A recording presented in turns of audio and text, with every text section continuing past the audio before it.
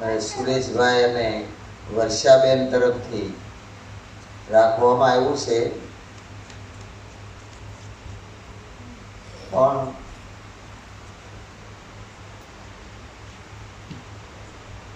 જે એમના પિતાશ્રી કાનજી દાદા, એમને એવો ભાવ થયો કે મારે હવે ઊભું થવાની શક્તિ નથી, પણ ભજન સાંભળવું છે. એટલે એના અંતરનો ભાવ હતો અને એ ભાવથી આજે આપણને બધાને ભેળા કર્યા છે. હવે આ દેહનું એમ કે નક્કી નહીં, ઊભું થવાય નહીં. એટલે એ સદગુરુ મહારાજની કૃપા છે કે જે જીવતા જેને આ વસ્તુનો ભાવ થાય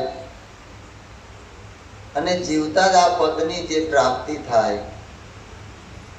એટલે આપણા સંતો કહે છે, તીર્થ ગયે એક ફલ, સંત મિલે ફલ ચાર, સદગુરુ મિલે અનંત ફલ, કહે કબીર વિચાર.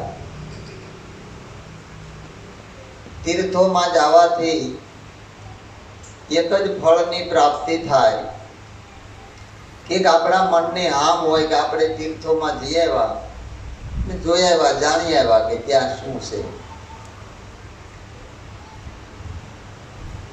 પણ એમાં ખરસ ખોટ અને ખુવાર થવાય છતાંય જે પ્રગટ પરમાત્મા છે એની પ્રાપ્તિ નથી થતી. કારણ કે તીર્થોનો મહિમા છે, આપણા શાસ્ત્રોમાં લખ્યો છે. પણ સંતો આપણને ક્યાં બતાવે છે કે માતા તીર્થ, પિતા તીર્થ, તીર્થ શ્રેષ્ઠ બંધવા, વચને વચને ગુરુ તીર્થ, और तीर्थ है अभ्यागता. માતા પિતાનું હમણાં વિઠ્ઠલ મહારાજે સરસ વાત કરી હતી કે આપણા ધર્મશાસ્ત્રો કહે છે, માતૃ દેવો ભવ, પિતૃ દેવો ભવ, આચાર્ય દેવો ભવ, અતિથિ દેવો ભવ. અને પતિવ્રતા નારી હોય એના માટે પતિ દેવ ભવ. આ 5 દેવ બોલતા ચાલતા જીવતા જાગતા છે. હવે આમાં જો દેવનું દર્શન ન થાય તો આપણે ગમે ત્યાં દેવ દર્શન કરવા જઈએ, ક્યાંય દેવનું દર્શન થાય. એટલે આ સદગુરુનો મહિમા છે જે આપણને નજીકમાં બતાવે છે કે ખરેખર જે દેવ પ્રગટ રમી રહ્યો છે, પ્રગટ બોલી રહ્યો છે, એ દેવ આપણા ઘરમાં છે, ક્યાંય બહાર નથી. પણ સદગુરુની શાન વિના એ આપણને જણાય નહીં. એટલે બાપુ સાહેબ કહે છે કે તીર્થ ધામ યાત્રા તું કરી આવ્યો, લોક કહે ઈ તો ઘેલું, આ મેલું હતું લુગડું બમણું કરી આવ્યો મેલું. ભાઈરે વીરા ટેક રાખે તો પદ પહેલું, અને સહેજમાં સમજે તો ભજન હા વહેલું. હવે એ સદગુરુ મહારાજની આપણા ઉપર દયા કે આપણને હાવ હેલું બતાવ્યું કે કાંઈ કરવું પડે નહીં. અગર આ જગતમાં જ્યાં જઈને કાંઈક નું કાંઈક બતાવે તમારે આટલું તો કરવું જ પડશે, આમ કરવું પડશે. પણ સદગુરુ એક એવો મહિમા છે કે જ્યાં ઠરવાનું બતાવે, કાંઈ કરવાનું. એટલે એ મહિમા આપણા સુધી આવ્યો છે અને એ મહિમાને જાણી અને ખરેખર આનંદ કરવા જેવું છે. ફરવા જવું, જોવા જવું એ વાત અલગ છે, પણ લૂંટાવા કૂટાવાનું ગુરુ મહારાજે આપણને છોડાયું છે. અને જો આ વસ્તુનો વિચાર કરીએ તો આપણને નક્કી થાય. તો આ તીર્થોનું માધ્યમ બતાવ્યું છે અને આ ફરતું તીર્થ છે અને ફરતો પ્રયાગ છે. જે સંતો છે જંગમનું તીર્થ છે. માતા પિતા એ પણ તીર્થ છે. અભ્યાગત કોઈ આપણા આંગણે આવે એ પણ એક તીર્થ સ્વરૂપ છે. આચાર્ય એટલે આપણા સદગુરુ મહારાજ એ જ્યારે પધારે એ પણ એક આ ફરતું તીર્થનો મહિમા છે કે કાંઈ ખરસ ખોટ ખુવાર થયા વગર આપણને સહેજે પ્રાપ્તિ થાય છે. એટલે આપણા સંતો આપણને પ્રમાણ આપીને કહે છે, 68 તીરથ ગુરુજીના શરણે, 68 તીરથ ગુરુજીના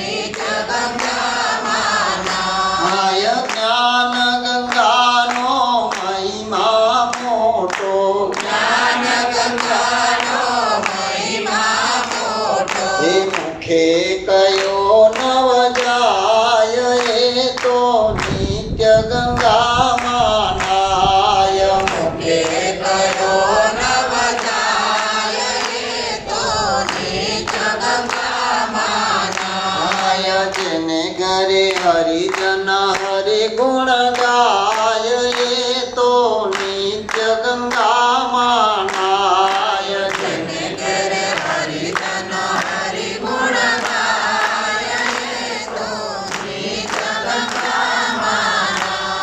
આવો મહિમા છે કે નિત્ય ગંગામાં નાય. જ્ઞાન રૂપી ગંગા છે.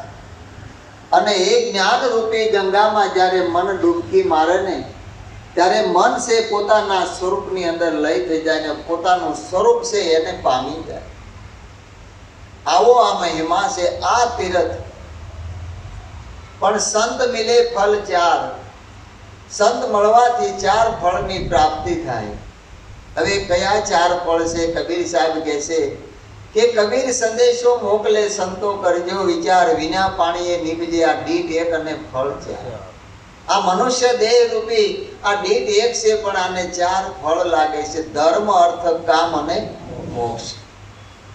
આ સંતનો પ્રતાપ છે. સંતને મળવાનું માધ્યમ છે કે ચાર ફળની પ્રાપ્તિ થાય. તો એ ધર્મ. હવે ધર્મની વ્યાખ્યા તો આખા જગતમાં આપણે સાંભળીએ, દરેક ધર્માચાર્યો વાત કરે, પણ ખરેખર ધર્મ કેવો કોણ? આપણે કયા ધર્મને માનીએ છીએ? આપણો કયો ધર્મ છે? વધીને આપણે કંઈક અમારો સનાતન. સનાતન એ તો સત્ય, એ સનાતન છે. એટલે એની જે બોલાય છે કે સત્ય સનાતન સત્યા ધર્મની જય. તો એ ધર્મ દરેક મહાપુરુષોએ નક્કી કરીને કીધું છે. આપણા નિરાજ મહારાજે કીધું કે અધર્મથી ઓસરવું પ્રાણી ધર્મ ધસીને કરવું. નિરાજ કહે નિષ્ઠાનું ફળ છે આખર તારે મળવું. એ ધર્મ, જો આપણો ધર્મ આપણને ખબર પડી જાય ને તો કામ પૂરું થઈ જાય. આ મનુષ્ય દેહની પવિત્ર ફરજ, એને આપણે ધર્મ કહીએ એટલું નથી. કારણ કે આપણે આપણો ધર્મ સંભાળવો, કર્મનો મર્મ લેવો વિચારી નરસૈયાના સ્વામીને સ્નેહથી સમરતા ફરી ન અવતરે નરને નારી. એને જન્મ મરણના ફેરામાં નથી આવવું પડતું. એવો આ ધર્મ છે. જ્યારે યુધિષ્ઠિરને જાણવાની ભાવના થઈ ત્યારે ગુરુ મહારાજને પૂછે છે કે મહારાજ, આવો કયો આ ધર્મ છે? મને આમાં કાંઈ સમજાતું નથી. ત્યારે કહે છે માર્કુંડ ઋષિ કે આ મહિમા તો માતા કુંતા જાણે છે. એટલે યુધિષ્ઠિર માતા કુંતાને પૂછે છે કે માતા, આ કયો ધર્મ છે? મારે જાણવું છે.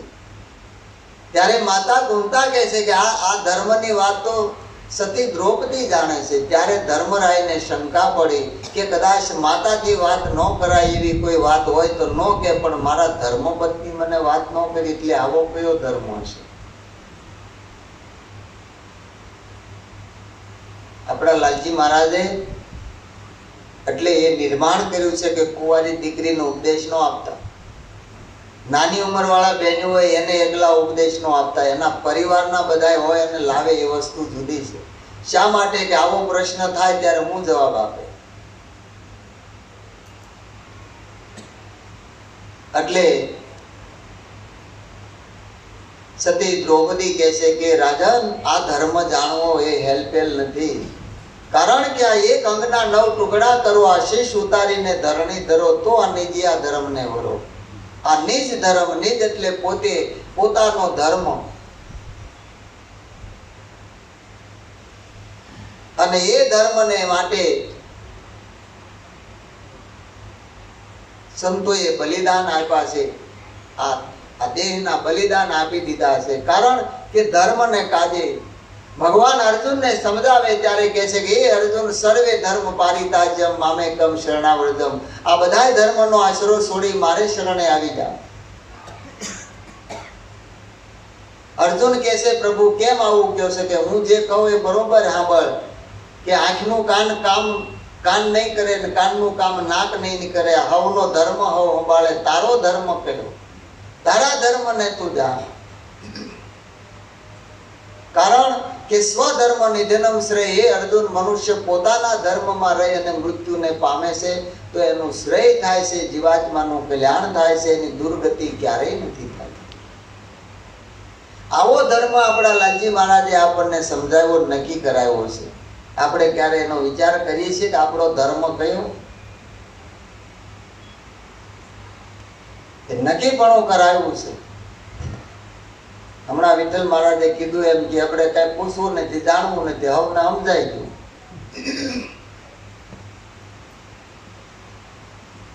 પણ એના માટે તો આ સમાગમ છે, એના માટે આપણે અઠવાડિયે ભેગા થાય છે, અભ્યાસ કરવા માટે આપણો અભ્યાસ થાય. અને એના માટે ભગવાન કહે છે કે હે અર્જુન, જ્યારે જ્યારે ધર્મની હાનિ થાય ત્યારે યુગે યુગે સંત સ્વરૂપે હું પ્રગટ થાવ છું, સત્ય ધર્મનું સ્થાપન કરું, અધર્મનો વિનાશ કરું છું. એ ધર્મના માટે આ મહાપુરુષોનું અવતરણ હોય છે. જે વેદાંતની અંદર વાતો લખી છે કે જેને રંગ રૂપને આકાર નથી એવો પરિબ્રહ્મ પરમાત્મા છે. જે કૃષ્ણ પરમાત્મા આપણે કહીએ પણ એ એમ કહે છે કે હું યુગે યુગે પ્રગટ થાવ છું સંત સ્વરૂપે. તો એ સદગુરુ મહારાજે આપણને એ મહિમા બતાવ્યો છે, એ ધર્મનો મહિમા બતાવ્યો છે. વેદાંતિ કહે છે અરૂપ મારે લોલ, વેદાંતિ કહે છે અરૂપ મારે લોલ. હે ધર્મ કારણ ધર્યું સગુણ રૂપ જો પ્રગટ પ્રભુની આસે મૂર્તિ રે લોલ. ધર્મ કારણ ધર્યું સગુણ રૂપ જો પ્રગટ પ્રભુની આસે મૂર્તિ રે લોલ. આ સર્વે કરતા સર્વો તમે જાણજો રે લોલ. સર્વે કરતા સર્વ તમે જાણજો રે લોલ. આ સર્વેથી ન્યારું આ સ્વરૂપ જો પ્રગટ પ્રભુની આસે મૂર્તિ રે લોલ. સર્વેથી ન્યારું સ્વરૂપ જો પ્રગટ પ્રભુની આસે મૂર્તિ રે લોલ. આ નામ ધર્યું લાલજી મહારાજ જો પ્રગટ પ્રભુની આસે મૂર્તિ રે લોલ. નામ ધર્યું લાલજી મહારાજ જો પ્રગટ પ્રભુની આસે મૂર્તિ રે લોલ. આ પ્રગટનો મહિમા બતાવ્યો છે, પણ કઠણાઈ કાગ કે કઠણાઈ તારીખે હજી તને નો આવ્યો ઈતબાર. કારણ કે આપણે જોઈશી આ ત્રણ ગુણ તત્વના દેહને જોઈશી, પણ જે નિર્ગુણ બ્રહ્મ છે આ સંત સ્વરૂપે પ્રગટ થઈ અને આપણને આ જ્ઞાન આપે છે. એ જ નિર્ગુણ બ્રહ્મ છે. પણ સ્વદેહ હોય ત્યારે આપણને આ દેહના દુર્ગુણો આપણને દેખાય છે, એમાં સદગુણ જડતો નથી. કારણ કે દરેકમાં ગુણ છે, ગુરુ છે, પણ સદગુરુ છે ગુણના સાગર છે. અને એનો આ મહિમા દરેક શાસ્ત્રો વિદો પુરાણો ગાય છે. કારણ કે ધર્મ કારણ જેને આ અવતરણ જેનું છે એના માટે ખરચ ખોટ અને કુવાર થઈ અને પોતાના આયુષ્યને હોમી દે છે. પણ મુમુક્ષને જીવન મુક્ત બનાવવા માટે, આ બંધનોમાંથી છોડાવવા માટે એ સદગુરુ છે કે જેને જીવનું કલ્યાણ કરવું છે. એના માટે જ્યારે જેસલને બીક લાગી ત્યારે તોરલ કહે છે કે જેસલ આ બધા કર્મોથી બચવું છે કે હા, કે તું પાપ તારું પ્રકાશ જાડેજા, ધર્મ તારો સંભાળ તો તારી બેડલીને બુડવા નહીં દઉં, એમ સતી તોરલ કહે છે. સિક્કો મારીને કીધું, ગેરંટી આપી. એક ચંપલ લેવા જાવ ને તો ઓલો મોસી આમ ચંપલના 3 વળ ચડાવી કે જો બેન તૂટી જાય પૈસા નહીં. એને એના માલ ઉપર ભરોસો છે. કુંભાર માટલાને આમ ટકોરા મારે, માથે ઉભો રહી જાય, જો તૂટી જાય તો પૈસા નહીં. એને એના માલની કિંમત છે. કાપડ લેવા જાવ તો કાપડનો વેપારી આમ ફટાક ફટાક ફટાકા બોલા, જો અને કાંઈ થાય તો પૈસા પાછા. એમાં સદગુરુ મહારાજે ગેરંટી આપી કે આથી ઉપરવટ મળે તો લઈ લેવાની છૂટ. પણ આપણે બુદ્ધિના ડાપણે ખોવાઈ જાય છે, ત્યાં મન બુદ્ધિ ને વાણી પહોંચતા, કારણ કે એના તારાથી ઉપર કાંઈ છે ને બીજું કાંઈ જડે એવું પણ નથી. પણ ભ્રમણા અને વાણીની જાળમાં ફસાય અને દોડે છે ત્યારે બીજી વસ્તુને એ ગોતે છે પણ મળતું નથી. એક જ તત્વ છે, બીજું ક્યાંય જડે એવું નથી, પણ ખોજ નથી. જ્યાં સુધી પૂરી ખોજ ન કરે ત્યાં સુધી મળે નહીં. એટલે કીધું મિલા માલની પણ ફરી યાદ ન કરી, ફોકટ ગુમાવી જિંદગી બહાર ફરી ફરી. એ બાર ફેરા ખાઈ ખાઈને ગુમાવી દે છે. એ ધર્મ છે પોતાનો, કે પોતાને જે ધર્મના 4 પાયા કીધા, જ્ઞાન, વૈરાગ, ધર્મ અને ભક્તિ. આ 4 પાયામાં પહેલું જ્ઞાન. જ્ઞાન એટલે પોતાનું સ્વરૂપ. આ મનુષ્ય દેહ શા માટે મળ્યો છે? કે પોતાને ઓળખવા હું કોણ છું. એ આ પોતાનો ખરો ધર્મ. પોતાને જાણી લેવાનો કે હું કોણ છું. આ 5 તત્વના દેહની અંદર આ બોલે એ હું કોણ છું. અને એ સદગુરુ મહારાજ આપણને નક્કી કરાવે છે. એ પોતાનો ખરો ધર્મ. અને એ ધર્મ જ્યારે જાણવામાં આવે ત્યારે એના મનના બધા તરંગો શમી જાય છે અને ત્યારે આ મનુષ્ય દેહ સાર્થક થાય છે. એના માટે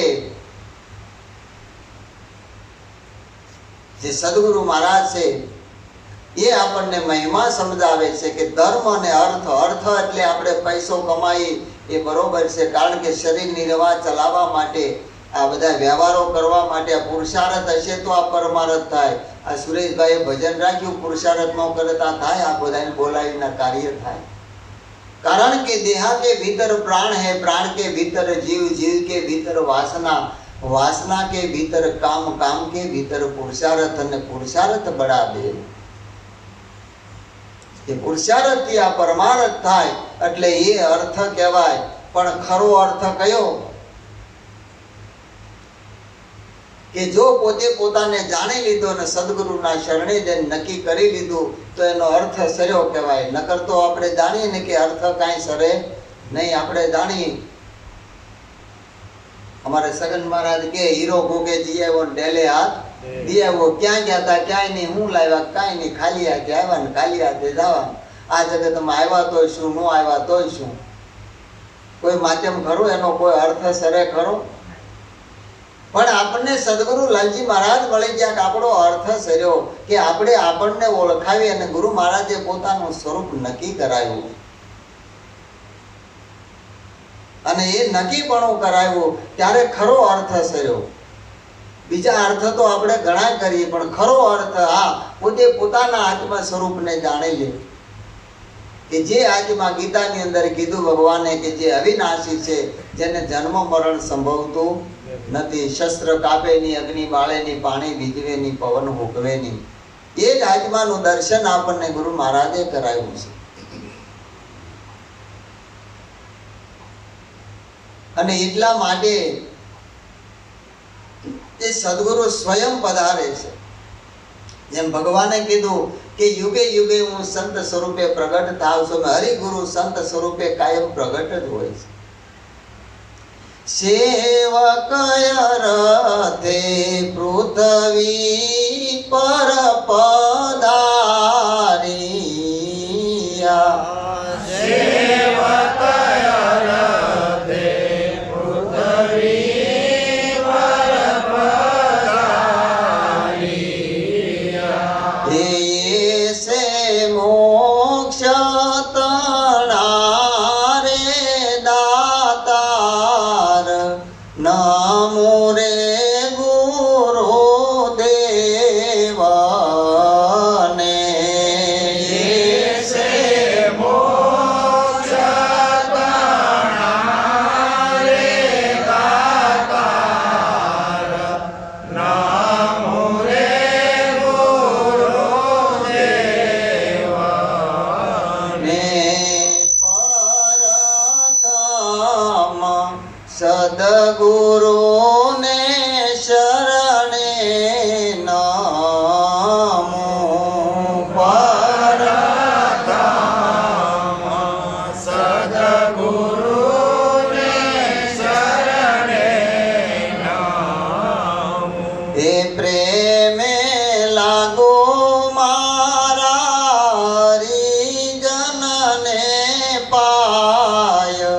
નમો રે ગુરુદેવાને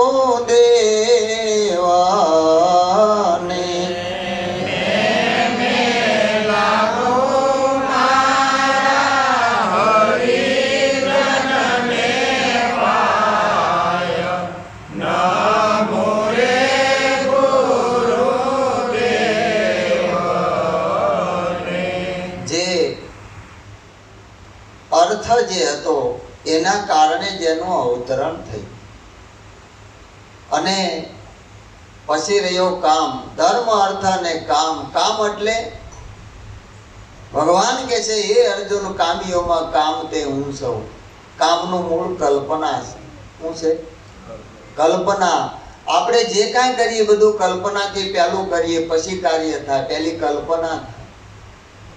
આ જગતને કાલ્પનિક કહ્યું અને જે દ્રશ્યમાન થાય બધું કલ્પિત છે.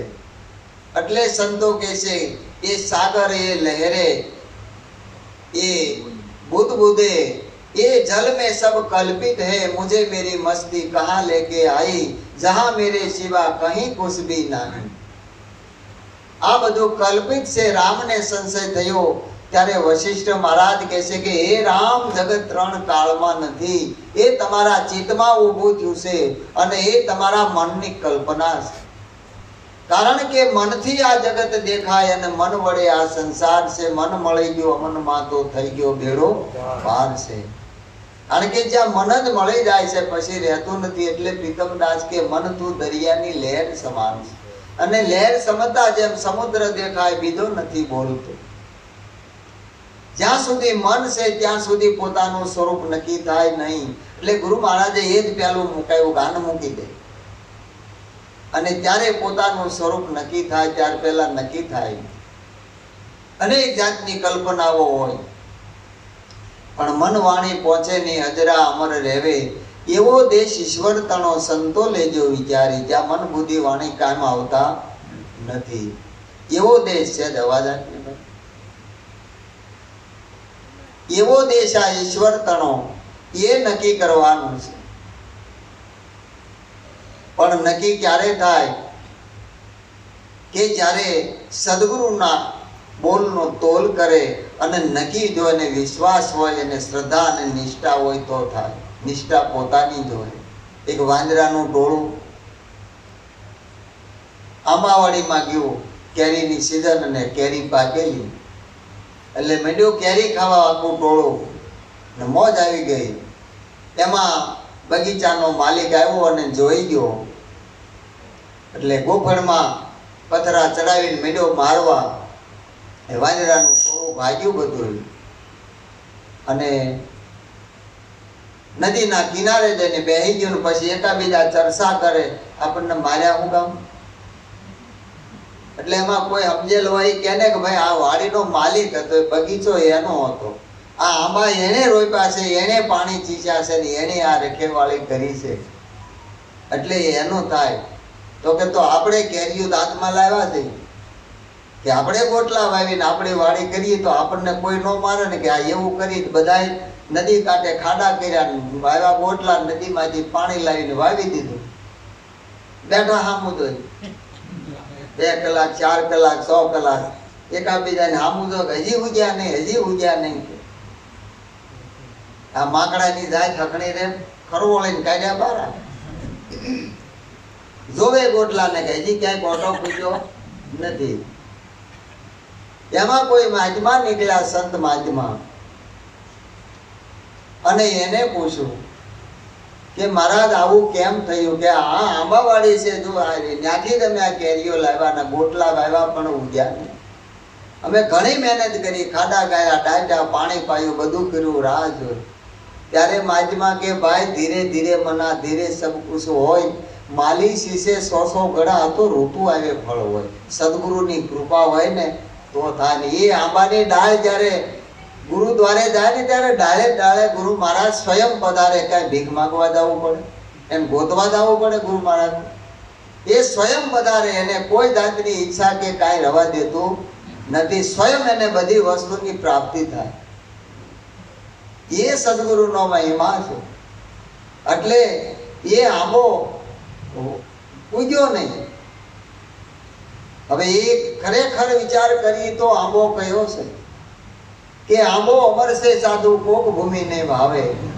કોક ભૂમિને ભાવે એ તો નુરીજનની નજરોમાં આવે. એ આંબો અમર છે સાધુ કોક ભૂમિને ભાવે. એ અમર છે કોક ભૂમિને ભાવે, બધાયને ભાવતો નથી. એ નુરીજનને નજરે આવે. નુરીજન, નૂર એટલે જે આ બોલી લ્યો ને એ, અને જે બોલતો ચાલતો જેને નક્કી થયો છે અને જેનું મન એમાં સમી ગયું છે એને નુરીજન કહેવાય. એ સતવાદી છે. એની નજરમાં આવે એ આંબો. ઘણા સંતોએ વાણીમાં વર્ણવ્યો છે, ગાય છે, પણ આંબો અમર છે અને જન્મ મરણ નથી. એટલે મીરાબાઈ કહે છે, કાયા કોયલડીને આતમાયાંબો. કાયા કોયલડીને આતમાયાંબો. નૂર બોલે સરવાસા દે રે વાતું કોની આગળ કરીએ. નૂર બોલે સરવાસા દે રે વાતું કોની આગળ કરીએ. હે આપણા ગુરુજીની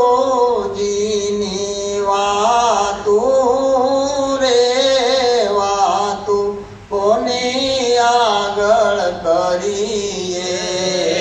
આપણા ગુરુજીની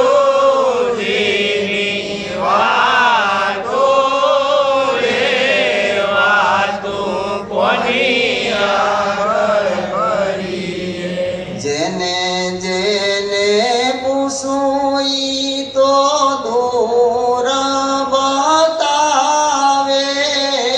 જેને જેને પૂછું એ તો દૂર બતાવે.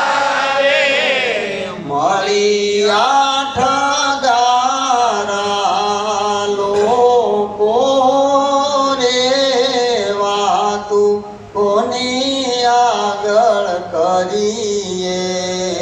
મળી આઠ ગારા લોકો રે વાતું કોની આગળ કરીએ. આ આપણા ગુરુ મહારાજે વાત કરેલી છે કે વાતમાં વાતમાં નામ જાણ્યું ગુરુજીની વાતમાં. એના જેવી ગુરુ ગમની વાતો, ખાલી વાતો નહીં, એ તો આખી દુનિયા કરે છે. ચકલિયાનું બોલવું અને ઉંદરનું ફોલવું, એમાં કાંઈ સાર હોય ખરો? હે? પણ ખરેખર વિચાર કરીએ તો જે ગુરુ મહારાજના ગમની, ગુરુ ગમની જે વાત છે એ ક્યાંય વેદ પુરાણ ઉપનિષદોમાં લખવામાં આવી નથી. તો ગુરુ ગમ મળે ત્યારે નક્કી થાય. એટલે આવો જે અર્થ છે, ધર્મ, અર્થ અને કામ અને મોક્ષ, કે સદગુરુ જ્યારે આપણને એવા તત્વદર્શી, આત્મદર્શી મળે છે, એ બ્રહ્મનિષ્ઠ હોય ત્યારે એ આત્માનું દર્શન કરાવે છે. એટલે સંતો કહે છે કે ધ્યાન મૂલમ ગુરુ મૂર્તિ, પૂજા મૂલમ ગુરુ પદ, મંત્ર મૂલમ ગુરુ વાક્ય, મોક્ષ મૂલમ ગુરુ. ગુરુનું પદ એવું છે કે ધ્યાન મૂલમ ગુરુ મૂર્તિ. ગુરુ મહારાજની મૂર્તિ જો આપણા ધ્યાનમાં આવી જાય ને, આ દુનિયા ધ્યાન ધરે છે, પણ નિરાજ મહારાજ કહે છે ધ્યાન ધરું તે સર્વે તાંકો, બીજું નો દર્શાવે. પૂજા કરું પણ પાર ન પામું, કૃત્ય કરું પણ કાચું, મનવાણીમાં જે નો આવે ને કોણ જુક્તે કરીને જાશું. સાધન શું કરું સ્વામી મારો સાધનમાં નો આવે. એમાં આવતો નથી અને આપણે મથ્યા કરી મેળ આવે ખરો? ક્યારે એનો હાંધો બે? પણ એનું મંથન સદગુરુ મહારાજે કર્યું અને એ આપણને મંથન કરી અને તત્વરૂપી સાર હતું એ નક્કી કરાયું અને નક્કી પણ કરાયું પ્રમાણ સાથે. ત્યારે આપણને વાત નક્કી થઈ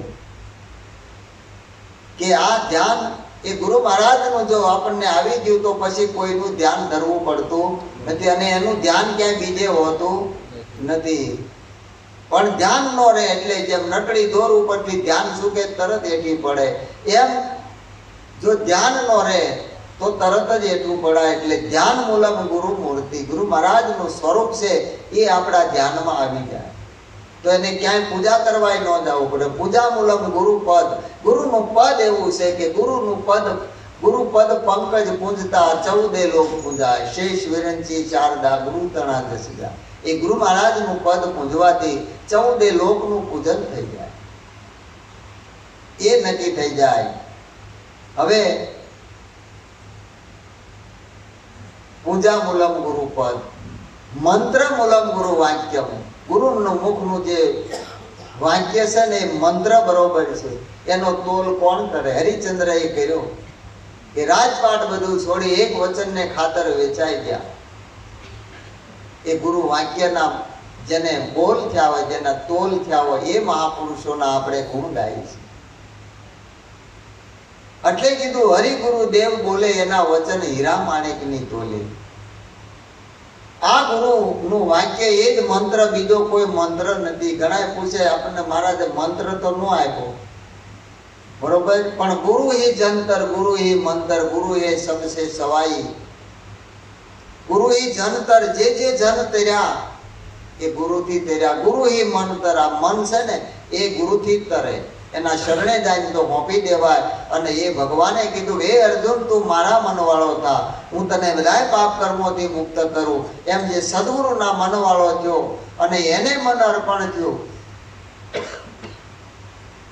તો એ મન તરી જાય. કારણ કે બંધન અને મોક્ષનું કારણ એક મન છે. એ મન સદગુરુના શરણે જ્યારે અર્પણ થઈ જાય ત્યારે મન અમન થઈ જાય, પછી મન રહેતું નથી. આપણે વાંચવું હોય તો પણ બનાવીને વિયાય હોય તો પાછું આપણને હક લેવા દે નહીં, કારણ કે એ શાંતિ ક્યાંય ન લેવા દે અને નિરાશ થાય નહીં. એટલે મંત્ર મૂલમ ગુરુ વાક્ય, કારણ કે આપણા ગુરુ મહારાજના મુખનો જે બોલ હતો એનો આપણે વાક્ય એ મંત્ર બરોબર માન્યું ત્યારે આપણને આપણા સ્વરૂપનું ભાન થયું કે હું કોણ છું ને હરિ કોણ છું. ત્યાં સુધી નક્કી થાય નહીં. એટલે કીધું ચકલિયાનું બોલવું, ઉંદરનું બોલવું, આખા જગતનું સાંભળી એનાથી કાંઈ કલ્યાણ થાય? ચકલી આખો દી બોલ બોલ કરે, આપણું કાંઈ અર્થ સરે કરું? અને ઉંદર આખી રાત ફોલ ફોલ કરે, આવડો ઢગલો કરે, પણ વિખોતા માલપા પોપા હોય એ ભીફા કાઢવાથી કાંઈ મેળ આવતો નથી, એમાં કાંઈ અર્થ હોતો નથી. પણ મોક્ષ મૂલમ ગુરુ કૃપા, એ ગુરુ મહારાજની કૃપા, એની દયાનું ફળ છે કે જે મોક્ષ પદ જ્યાં બેઠા ત્યાં જ એનો મોક્ષ છે. મોક્ષ માટે દુનિયા મથે છે પણ મોક્ષ મળતો નથી. જે પરીક્ષિત રાજાને જીવતા મોક્ષ કરાયો, એમ આપણા લાલજી મહારાજ કહે છે કે આ જગતમાં અનેક ભક્તો જીવતા મોક્ષ પદ પાયા, આ મુવા કેડે નર મુક્તિ માગે ને મૂર્ખ કહેવા કે ડાયા. આનું શું કહેવું? મર્યા પછી કોઈના પુરાવા નથી, કાંઈ સમાચાર નથી, પણ જે મહાપુરુષો જીવતા મોક્ષ પદને પ્રાપ્ત કર્યું એ મોક્ષ રૂપી ધન હતું. એ ગુરુ મહારાજે આપણને સહેજમાં એને પ્રગટ કરી અને બતાવ્યું કે આ બંધન અને મોક્ષનું કારણ મન હતું. હવે મન નથી તો બંધને નથી અને મોક્ષે નથી. જેને જન્મ નથી એને મરણ ક્યાંથી હોય? જે આવે નહીં એને જાવન ક્યાંથી હોય? તો એને બંધન ને મોક્ષ હોય ખરું? તો મોક્ષ મૂલમ ગુરુ કૃપા. એટલે આપણા શાસ્ત્રો કહે છે કે સદગુરુના શરણે જવાથી આ મનની અંદર જામેલા અનેક જન્મના જે કાટ હોય એ દૂર થઈ જાય છે અને પોતાના સ્વરૂપને પામી જાય છે. આવું જે સદગુરુનું જ્ઞાન છે, આ સદગુરુ મિલે અનંત ફળ. અનંત એટલે જેનો કોઈ કાળે અંત નથી, એ આવતો જાતો નથી. આ દેહ પહેલા નહોતો, અત્યારે છે, પછી નહીં હોય. આને આદિ મધ્ય અને અંત છે. જ્યારે પોતાનું સ્વરૂપ છે એ આદિ અંત અને મધ્યની અંદર કાયમના માટે રહેવા વાળું છે. એટલે નિરાજ મહારાજ કહે છે ઉત્પત્તિ પ્રલય નહીં અમારે, જાણે કોઈ એક જોગી હમ સરીખા હમકો બુદે બીજા સર્વ વિજોગી. કારણ કે એ ઉત્પત્તિ નથી, એનો પ્રલય નથી. આવું જ્યારે સમજાય ત્યારે જ આ મન માને છે. મન નથી માનતું એનું કારણ કે સદગુરુને આપણે હોતું નથી. એને હોંપાઈ જાય તો એની તાકાત નથી, એ માને નહીં એવું બરોબર. પણ આપણો દાવો જ્યાં સુધી ન છૂટે ત્યાં સુધી મન હક લેવા દે નહીં. પણ સદગુરુની કૃપાનું આ ફળ છે કે જે આપણને મોક્ષ બરોબર આપણને આ વસ્તુની પ્રાપ્તિ થઈ કે હવે મારે કોઈ જાતનું આવન જાવન એ મન માન્યું ગુરુજીને મળતા મન માન્યું ગુરુજીને મળતા આ પ્રથમ પોત પોતાનું દેખાયું પ્રથમ પોત પોતાનું દેખાયું અંતર ગયું અટકળતા મન માન્યું ગુરુજીને મળતા માયા અંતર ગયું અટકળતા મન માન્યું ગુરુજીને મળતા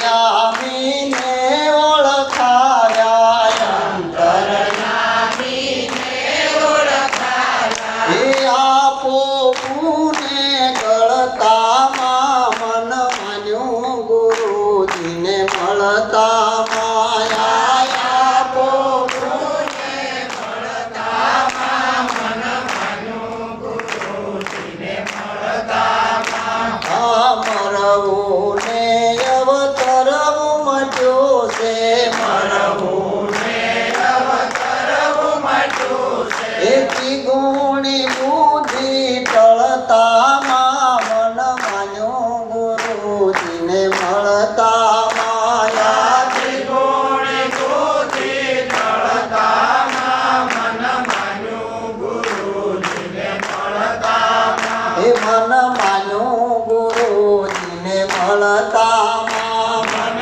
માન્યું ગુરુજીને મળતા માયા ત્રિવિધિતા પટયા તે ઘડીએ વિદિતા પટયા તે ઘડીએ એ સળ વિદ્યાને ચળતામાં મન માન્યું ગુરુજીને મળતા માયા સળ વિદ્યાને સળતામાં મન માન્યું ગુરુજીને મળતા આનંદ યુરમાયતિ ઘણો વાજો આનંદ યુરમાયતિ ઘણો વાજો એ ભાવે ભજનમાં ભળતામાં મન માન્યું ગુરુજીને મળતા માયા ભાવે ભજનમાં ભળતામાં મન માન્યું ગુરુજીને મળતામાં